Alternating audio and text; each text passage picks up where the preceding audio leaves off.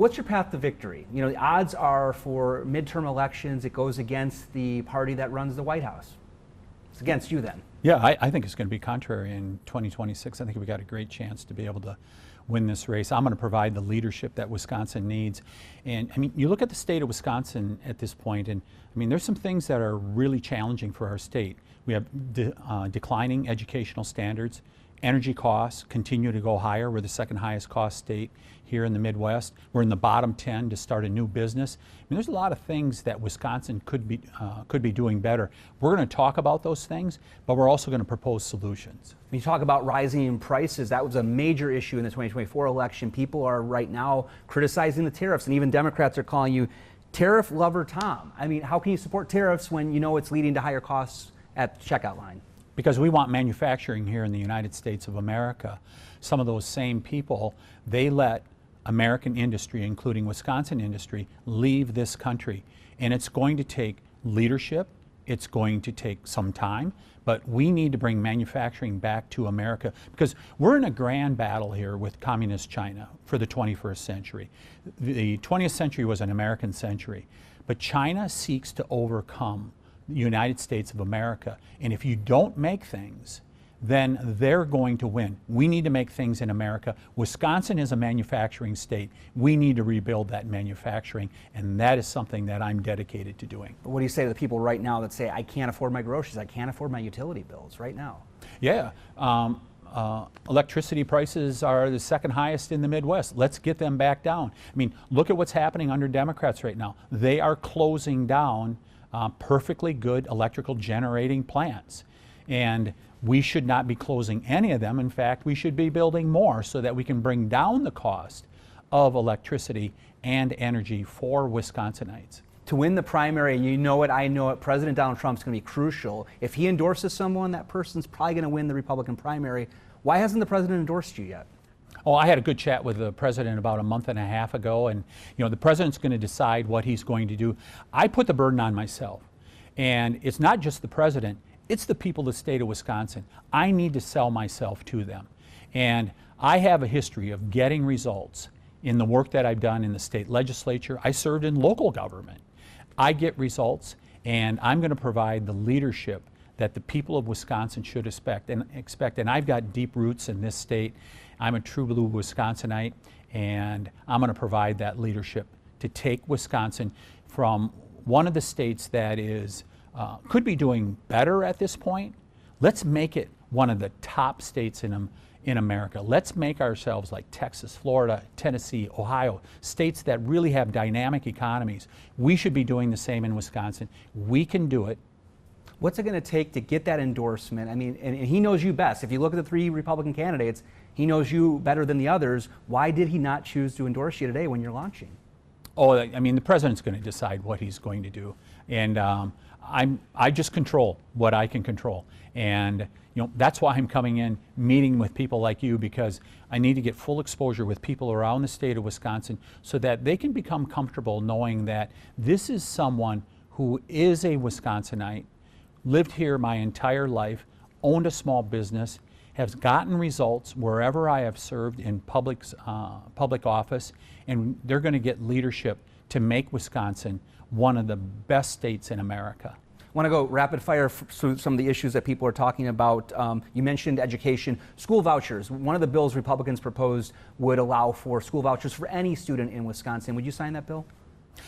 I believe in higher standards and honest report cards. That's what we're going to do. I stand with, however you educate your child, public, private, parochial, we should get every kid in Wisconsin a good education. So universal school vouchers, yes or no on that one?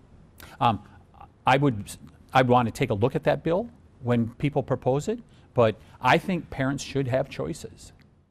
When it comes to things like abortion, I know you supported the 6-week abortion ban in Congress. Would you sign that if it came to your desk as governor of Wisconsin? 10 years ago, when I was in the state legislature, I voted for a bill, which was a 20-week or 5-month bill.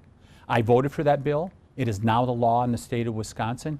I will uphold that law as governor of the state of Wisconsin. Any further restrictions going even farther than the 20-week ban? I will uphold the law as written currently, the 5-month bill that was passed 10 years ago. Anything lower than that, like a 5 or 6 week, would you veto that? I'm going to uphold the law that is currently in place. That's the position that I'm going to take. We had a lot of debate in regards to this issue. We ended up with a position at 20 weeks or 5 months that was the product of compromise. I think that's what the people of the state of Wisconsin wanted. They wanted us to have a compromise that hopefully we can all live with. I'm going to uphold that compromise of a 5-month bill we did 10 years ago. Juneteenth was a holiday that's been celebrated in Milwaukee for decades. I mean, the celebration down there in Milwaukee is large and people really love that holiday. Why did you not vote for making Juneteenth a federal holiday? Oh, I think that's great that they celebrate Juneteenth here in Milwaukee.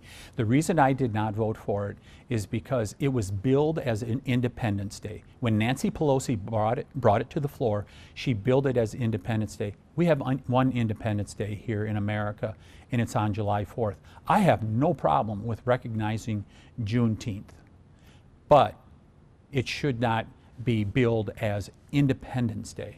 I want to go back to schools because I think that's a crucial issue for a governor. Would you sign a bill that bans cell phones in public schools? I support banning cell phones. I also support getting great teachers more money. I think we need to reward those teachers that do a really good job in the classroom, and we need to hold administrators responsible for those report cards that are coming out from the schools. Let's have higher standards and honest report cards. That's interesting because, you know, we have, when you're talking about the pay, one of the things Democrats always introduce when it comes to this budget surplus in Madison, they always say, okay, all that money should go to public schools. And Republicans often say, no, we want to see a lot of that money or most of that money or all that money go to property tax cuts. How do you balance that, and where would you land on that debate? Property taxes versus more funding for schools? So I support a property tax freeze. I think in order to make it affordable for homeowners, we need to make sure that there's control of property taxes. We did that a decade ago when I was in the state legislature. But I think that, I think about my children, went to public schools. They had so many good teachers. I think those great teachers should be rewarded. We need to get more money in the classrooms and get rid of some of the administrative bloat that we see in some schools. How do you get more money into the schools? I mean, would that be, some of the proposals would be to take the surplus that's in Madison and just say, okay, give it to the school districts? Both Democrats and Republicans have put more money into schools, including the public schools. I think what we need to do now is reward those schools that are performing well. Remember, we have 31% of fourth graders in the state of Wisconsin that read at grade level. That is a disaster for the state of Wisconsin and its future. We have a long, proud history of doing an outstanding job of educating children. We're not doing that anymore with many children. We need to get back to it, and the way you do it is reward those who are, you reward success. To win this race, you're going to need to raise historic levels. What are you getting as far as commitments? Because when we talked earlier, I said, okay, you're going to run for governor. You said, well, I want to find out because it's going to be very expensive, and I need to make sure that I'm going to be able to raise the money needed to win this race. Do you have those commitments to win this race? You know, unfortunately, that's one of the things that you have to do in politics. You got to be able to raise money, especially a high-profile governor race like this. This is going to be one of the top couple governor races in the United States, so you got to raise a lot of money.